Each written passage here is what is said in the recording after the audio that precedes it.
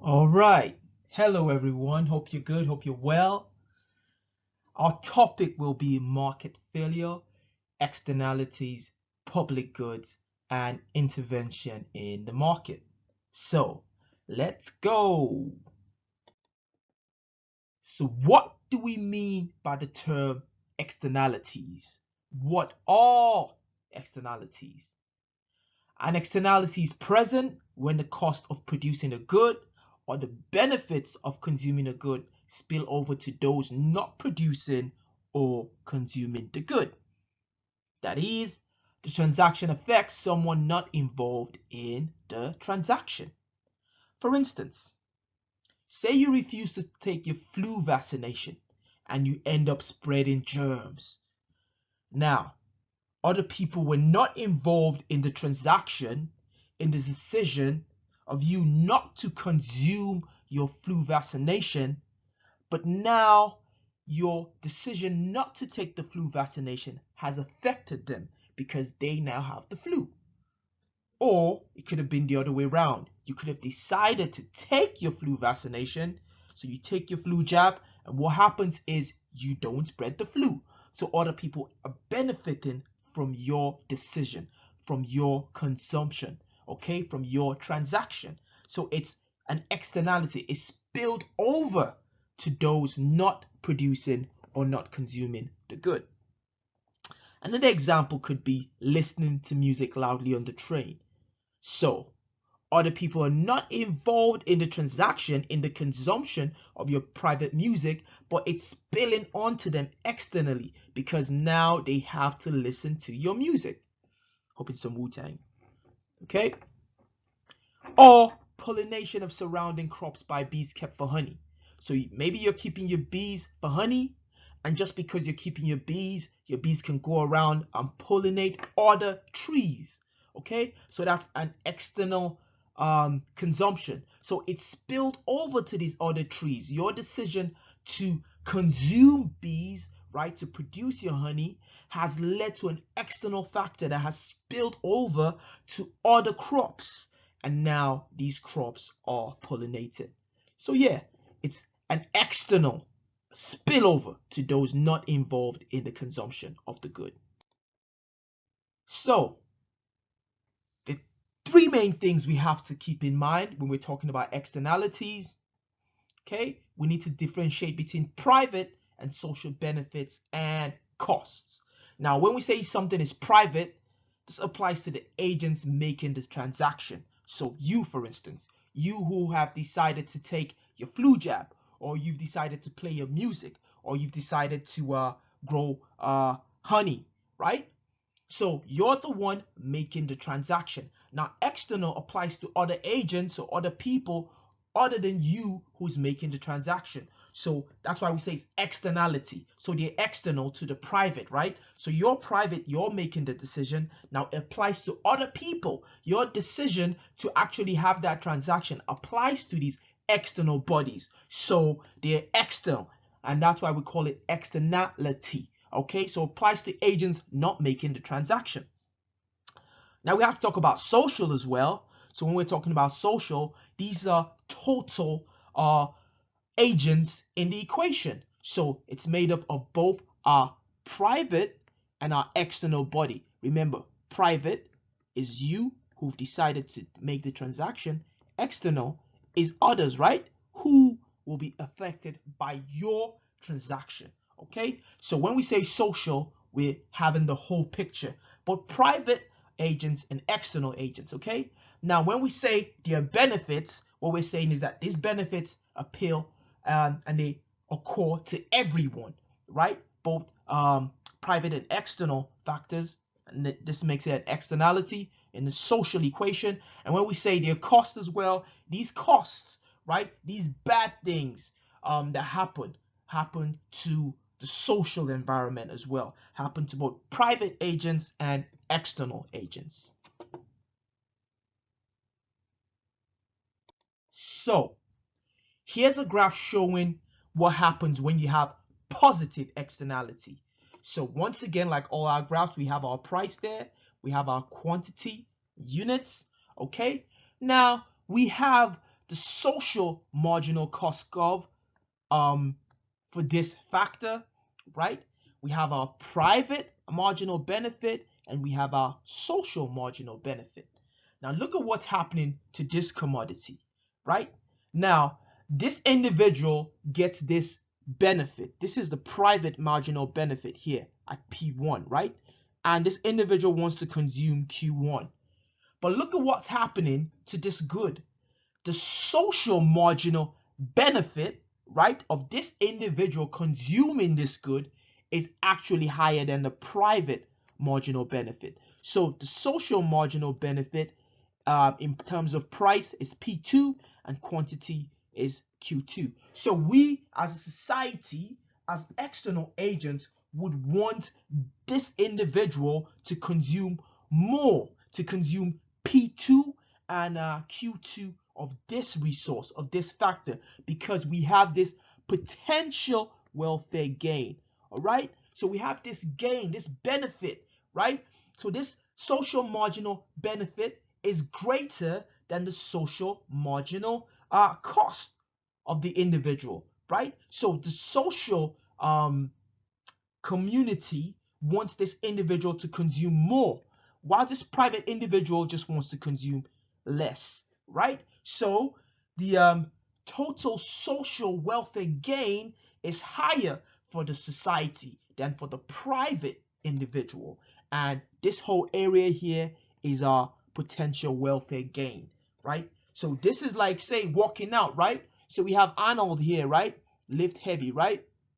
Got Arnold, we got Ronnie Coleman, Phil Heath, right? So, you know, we want this individual to consume more because it's a positive externality. Go walk out more. When you walk out, right, you are less prone to illness, right? You don't have to use the NHS as much. So the society values your health even more than you value it, right? Because we have this potential welfare gain because you are healthy. You can walk more in the labor market. You don't have to be sick. You don't have to use the NHS, right? You don't have to take off days. You're more productive. So this is what the society wants. But what we find is that the free market underprovides the product because the full benefits are not fully valued. So this individual thinks that this is only the benefit that he or she gains.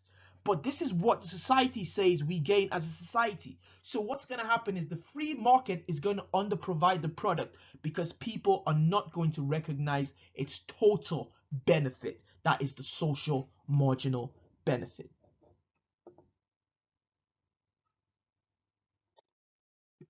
So it's quite funny. That's what you get, right? Now, you have to distinguish between merit and demerit goods, right? So we said the potential benefit to the society is actually greater for positive externality than what the individual actually values it for. So like going to the gym, right? It's better for the whole society because, you know, you can walk more, right? You don't have to have off days. The pressure on NHS is less, okay? So the society actually values it more. Another one would be like education. So you're thinking you're just getting a degree, but think about what happens when you have an education. You're less likely to be involved in any crime that's going to send you to jail. You would be more likely to send your kids to get a good education as well. Okay, you're more likely to be beneficial to society, right? So society actually wants you to be educated more than the value you place on your education. So that's a positive externality. So we can differentiate between merit and demerit goods in that line. So merit goods are goods that society benefits from producing it, like education, right? Society benefits from it. So we have a positive externality for merit goods. Demerit goods are goods that create social harm in their production or consumption, like tobacco or alcohol. Well, I'm not one to judge, so who knows? It might help you take the edge off, right? But what we have is that maybe you get drunk if you consume too much, and then you go and you get violent, you get involved in crime, you might be drunk driving, or you might just mess up the city center. Society doesn't want you to consume too much alcohol, right? Or tobacco, because you would get sick, okay? So what we found is that merit goods are under-consumed if left to the free market mechanism, right? So we all want to party, we all want to have fun, you know, we all want to go to the club, you know, kick it out, right? But we have got to consume and produce other commodities as well. And what we found is that merit goods are under-consumed if they are left to the free market mechanism. So in theory, this is what you should get, right? The free market should maximize social welfare. This is what we want. This is our social marginal benefit. This is our social marginal cost. And we should be here, right? But it's funny.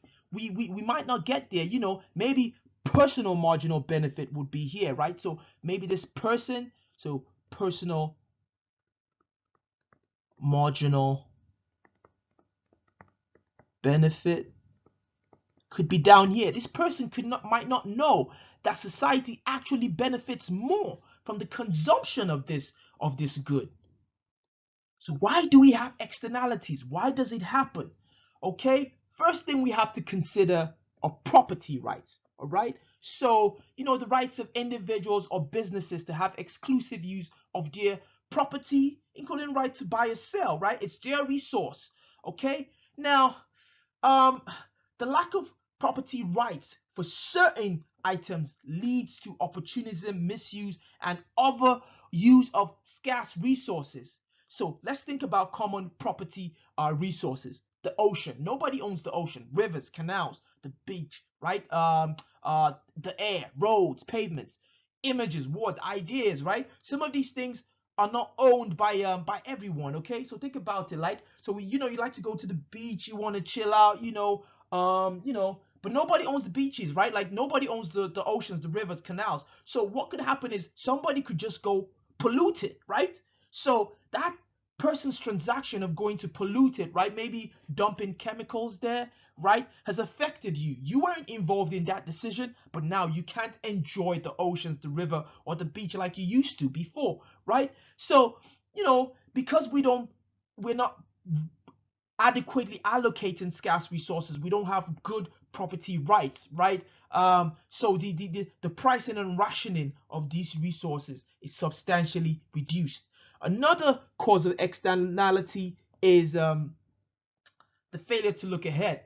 So think about it. Some people say, listen, why should I bother with climate change if I'm going to be dead in 100 years, right? So, you know, only those who come after us are going to feel the consequences, okay? And people are like that sometimes, but that's a negative externality. So those who come after us will suffer for something that they had no decision to pollute the environment, right? So people do this. If you fail to look ahead, you go pollute the environment. You know, you don't take care of your body, right? So this might cause negative externalities.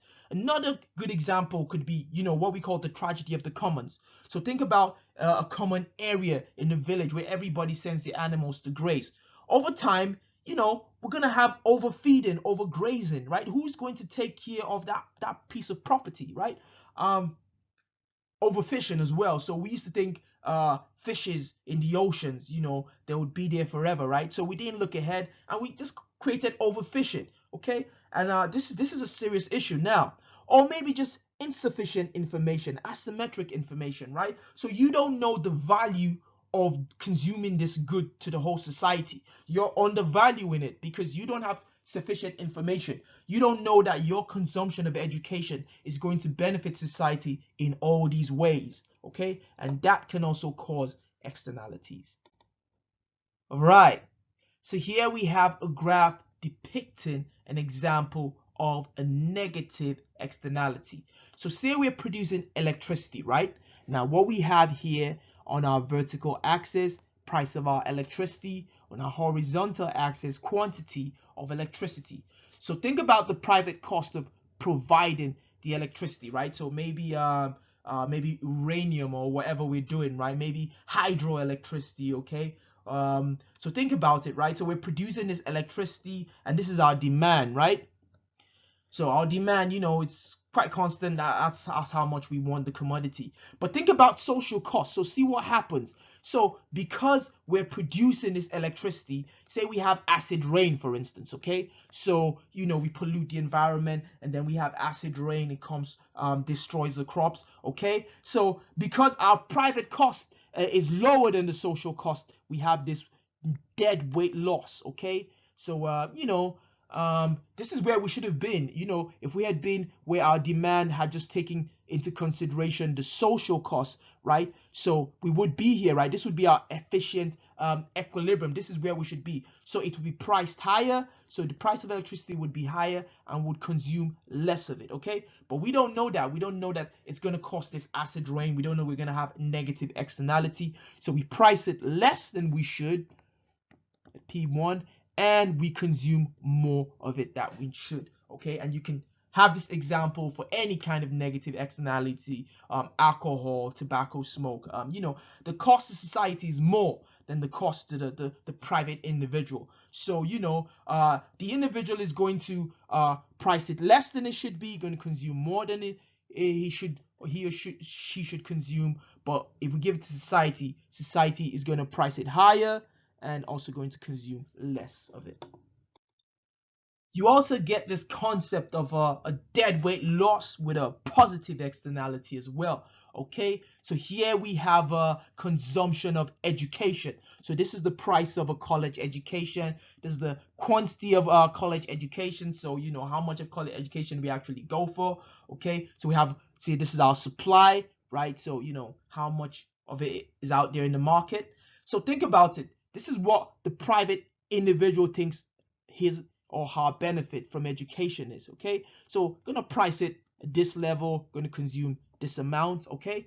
But look at what happens to society. Society wants you to be more educated because we can have more doctors, more nurses, more engineers, more economists. You know, we can be more productive, right? Less crime and all. So society wants you to consume more. So this is where you should be consuming for society. This is our efficient equilibrium, right? But as an individual, you're not going to do that. You're just going to be consuming here at market equilibrium, which is, you know, what you think is good for you, right? So we're going to have a difference, and that difference right here is our dead weight loss, okay? So that's the loss to society. That's what we're going to lose, okay?